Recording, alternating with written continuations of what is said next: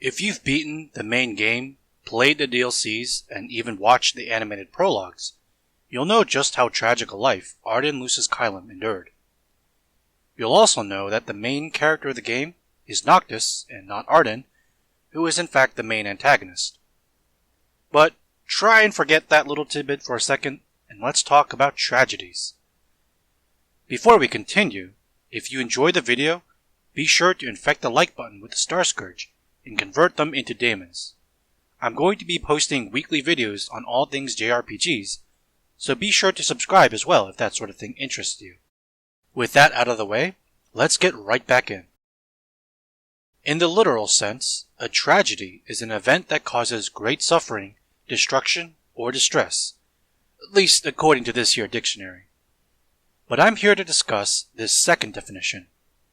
A play dealing with tragic events and having an unhappy ending, especially one concerning the downfall of the main character. If we go all the way back past the relatively modern Billy Shakespeare, we can find the authors of the oldest known recorded tragedies, the Athenian Greeks. See, back then, there were two types of plays you could see in ancient Athens, tragedies and comedies. Despite the name, comedies weren't necessarily funny plays. They were just more lighthearted in nature compared to the tragedies, which were often seen as finer art. Man, even those toga-wearing clowns had their fair share of gatekeeping assholes. Now, there are a couple things we need to establish about the Grecian tragedies before we talk about Ardyn. Rules, or guidelines, you could say. The first of these so-called rules is that the main character suffers from a fatal flaw that eventually proves to be their undoing. The second is that the protagonist is of noble birth. If a peasant were to suffer financial loss, it would only affect their immediate family. If the king were to suffer similar financial instability, the entire realm would suffer the consequences. Writing about nobility just provides greater carnage and therefore a more entertaining story. Kinda fucked up. Third is that a lot of characters will die throughout the course of the story, either by the protagonist's hands or indirectly. The final element of a Grecian tragedy is the central theme of fate, that no matter how hard we try, we cannot defy it. In some instances, our attempts to run away from fate only further drives us towards it. So, let's take a look at an example and try to fill in the blanks. Oedipus Rex is easily the most famous Grecian tragedy, which also later provided the name for the term Oedipus complex. The story goes that Oedipus's parents were told by the gods that the newly born infant would grow up to murder his father and marry the mother. The parents were like, nah, and they tried to dodge that metaphorical bullet by having a servant kill Oedipus. Fortunately for the infant, the servant couldn't bring himself to kill Oedipus, and instead delivers him to some peasant couple. Oedipus is raised to believe that the couple are his biological parents, so when he learns of the prophecy decades later, he attempts to defy it by running away. Can't kill your dad and sleep with your mom if you're nowhere near them. During his self-imposed exile, he comes across this rich-looking guy, and the two argue about whose chariot has the right of way. Some road rage ensues, and Oedipus kills him in self-defense. Oedipus then makes his way to the city of Thebes, learns that the king was mysteriously killed on the road, and that there's a sphinx terrorizing the citizens. Our hero saves the day, gets the now widowed queen as his bride, and starts making some babies. It's only decades later that everyone realizes that the man on the road Oedipus killed was actually the former king, who is actually his biological father. The widowed cougar he scored and made kids with? His bio-mother. The queen kills herself, whereas Oedipus stabs out his eyes and curses his own arrogance, foolishness, and inability to see the truth. But that's the story of a play written by some long since dead guy. What does any of this have to do with Ardyn Izunia? Well, I'm here to claim that Ardyn fits all the requirements for the protagonist of a classic Greek tragedy. So, let's tick off the easy boxes, yeah? Nobility? Check. Ardyn was the eldest brother of the Kylum family. Somnus the Younger went on to become the first king of Lucis, the Mystic.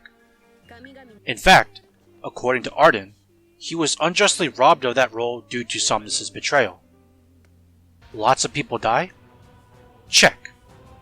Admittedly, many were intentionally killed by his hand, though there were deaths outside of Ardyn's control. So that just leaves us with the central theme of fate and an all-consuming fatal flaw. If you've played episode Ardyn, you'll undoubtedly recognize this scene between the titular character and the blade god Bahamut. In it, the deity declares to Ardyn the fate bestowed upon him, which is to spread darkness and wait for the King of Light to end his suffering. Bahamut then asks, "What say thee, O Daemon?" Now, there are two options provided here. Submit to fate and resist your fate. The kicker here? There is no difference. If you choose to submit, Ardyn accepts his calling all for the sake of his revenge. It doesn't matter what horrid fate he was bestowed upon, so long as he gets his ultimate goal. In resist, Bahamut beats Ardyn down while stating that the choice ultimately doesn't matter. That everything in this world is in fact preordained.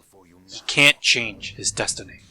Both choices lead to the same cutscene of Ardyn's decision to spread darkness, kill the King of Light, and keep the world subjugated under despair for all eternity. That, while his plan mostly followed through with what Bahamut laid out for him, Ardyn plotted to go even further beyond. After killing Noctis, he would theoretically survive the encounter and spread darkness until it consumed all of Eos. And this leads to the events of Final Fantasy XV, ultimately concluding just as Bahamut ordained. Finding the fatal flaw that causes the downfall of the protagonist is difficult with Ardyn, seeing as he's not the actual main character of the game. Typically, the Grecian Tragedies would literally spell it out for you. Oedipus curses his inability to see the truth and stabs out his eyes as penance. For his arrogance, the king becomes humbled and humiliated out of his throne. Since it's not explicitly stated due to his status as the villain, Ardyn's fatal flaw is more interpretive. I believe that Ardyn's fatal flaw is his incessant belief that he was wronged and must complete his revenge no matter what. Though the start of episode Ardyn depicts the character as being penitent, with a little nudge from Verstal and an attack by the Lucian forces, Ardyn does break and believes himself to be righteous. By the end of the DLC, he curses his beloved fiancée, Era, and casts her in the same light as Somnus. Manipulative people who hid the truth from him and stole what was rightfully his.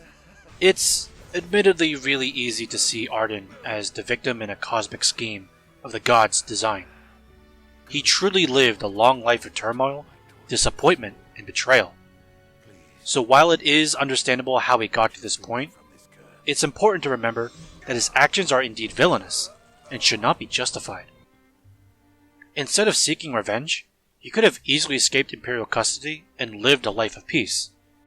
If he truly was required to become the sacrificial lamb, he didn't need to assist the Empire develop demon-laced magic tech troopers. The same end result could have been achieved had he not been hellbent on spreading destruction and chaos in his wake. But he did, and the world suffered immensely because of it. I think this bit of official artwork found in the non-canon novel Dawn of the Future best depicts what could have been had it not been for Ardyn's undying hatred towards the Lucian family. In a lot of ways, Ardyn and Ravus are parallels of each other. While Ardyn is unable to move on, Ravus admits his mistake and plans on delivering Regis' sword to Noctis, acknowledging the latter as the true king. But that's just one man's take on the matter, and I would love to know if you think Ardyn had a different fatal flaw. Be sure to let me know down in the comment section below.